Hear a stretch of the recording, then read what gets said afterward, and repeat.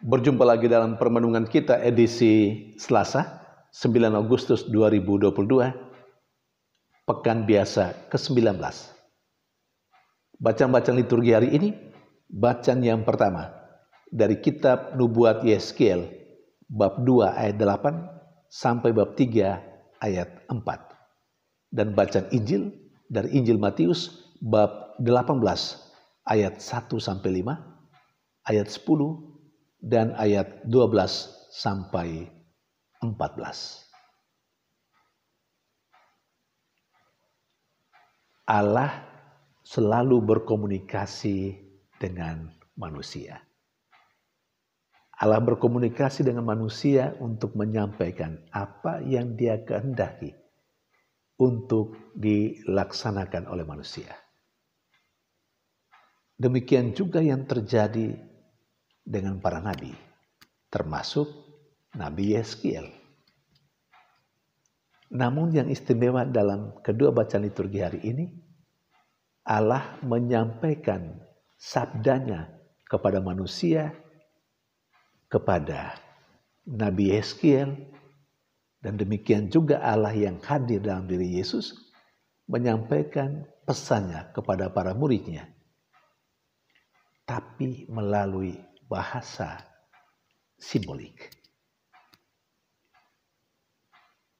Kepada Yeskiel. Yeskiel yang Allah panggil menjadi nabinya. Sebagaimana yang ditegaskan dalam bacaan pertama hari ini.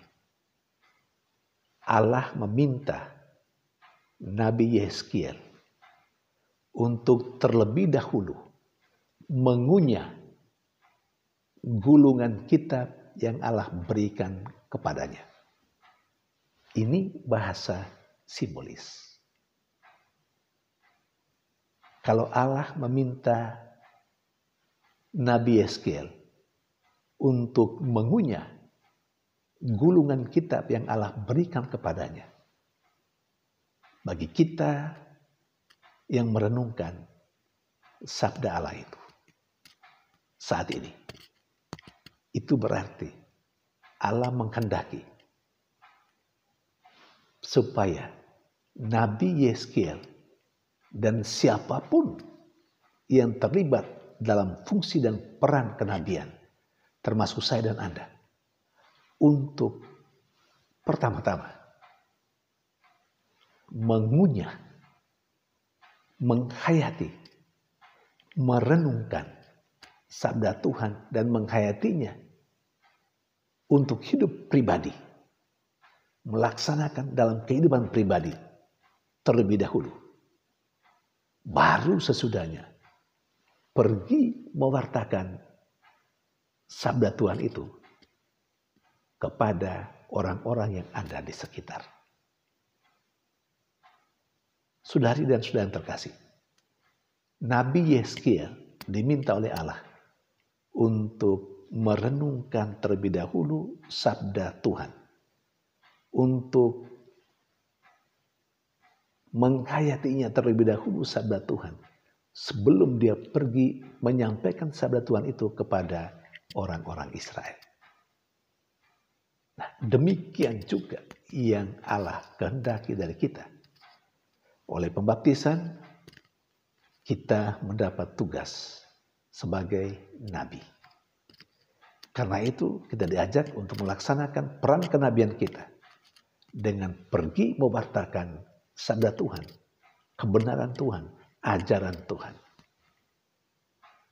Tapi Tuhan mengharapkan, Tuhan sangat menginginkan supaya sebelum kita pergi mewartakan ajaran Tuhan, pergi mewartakan kebenaran Tuhan itu, kita sendiri harus terlebih dahulu menghayatinya. Kita terlebih dahulu diminta untuk mengunyah sabda Tuhan itu dalam kehidupan pribadi kita. Kita hayati, kita renungkan, dan kita amalkan dalam kehidupan pribadi kita. Baru sesudahnya kita pergi menyampaikan sabda Tuhan itu kepada orang lain. Sehingga pewartaan kita bukanlah pewartaan hasil rekayasa, hasil pemikiran intelektual atau otak kita. Tetapi apa yang kita wartakan adalah buah dari apa yang sudah kita hayati. Dengan cara seperti itu, pewartaan kita menjadi pewartaan yang berdaya, menggugah orang untuk memperbaharui kehidupannya.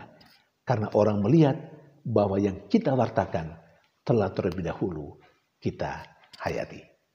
Saudari dan saudara yang terkasih, apakah kita masuk dalam kategori yang terakhir ini? Yang pergi mewartakan sabda Tuhan, ajaran Tuhan, setelah kita sendiri telah mengamalkannya dalam kehidupan pribadi kita. Atau jangan sampai kita masuk dalam kelompok lain yang hanya tahu berbicara banyak hal, berteori banyak, tetapi jarang bahkan mungkin tidak menghayatinya dalam kehidupan. Maka kita akan dikenal sebagai manusia gombal. Kita akan dikenal sebagai manusia yang hanya pandai berbicara, tetapi jauh dari penghayatan pribadi. Saudari dan saudara yang terkasih, dalam bacaan Injil, Yesus menyampaikan pesan kepada para muridnya, juga dalam bahasa simbolik.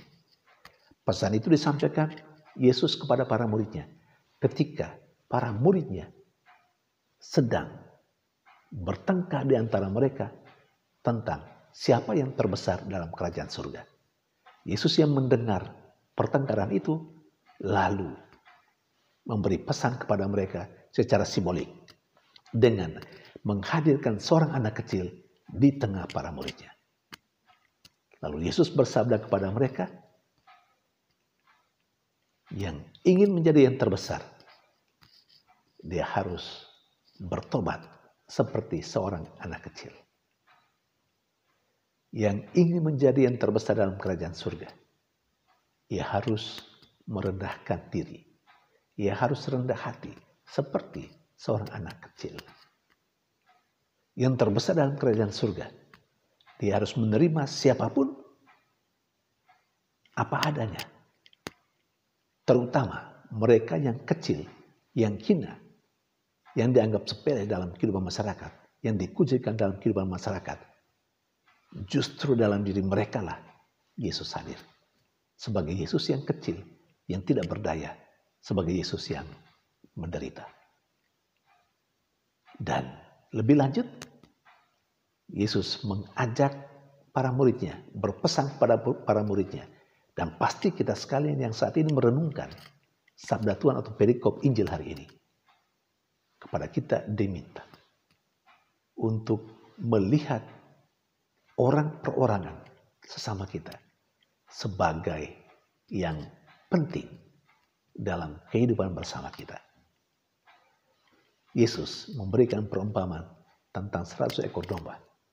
Bagaimana pendapatmu? Demikian tanya Yesus kepada para muridnya. Bagaimana pendapatmu? Apakah orang akan pergi mencari yang hilang, yang sesat, dan meninggalkan yang ke-99? Saudari dan saudara terkasih, sekali lagi, pesan Yesus jelas. Setiap orang berharga.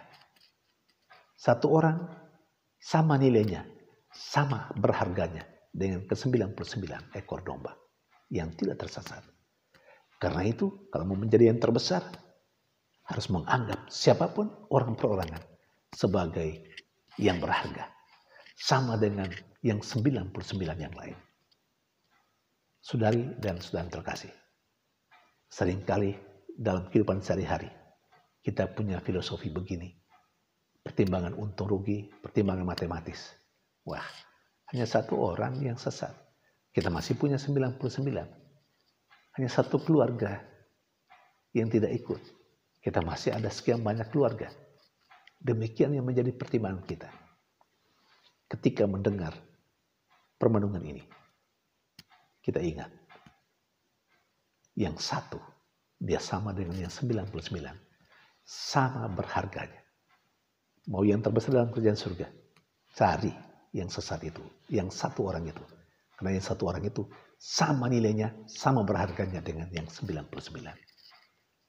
Semoga kita mampu melaksanakan apa yang menjadi pesan Tuhan kepada kita melalui bacaan Injil dan bacaan-bacaan dalam liturgi hari ini. Tuhan memberkati.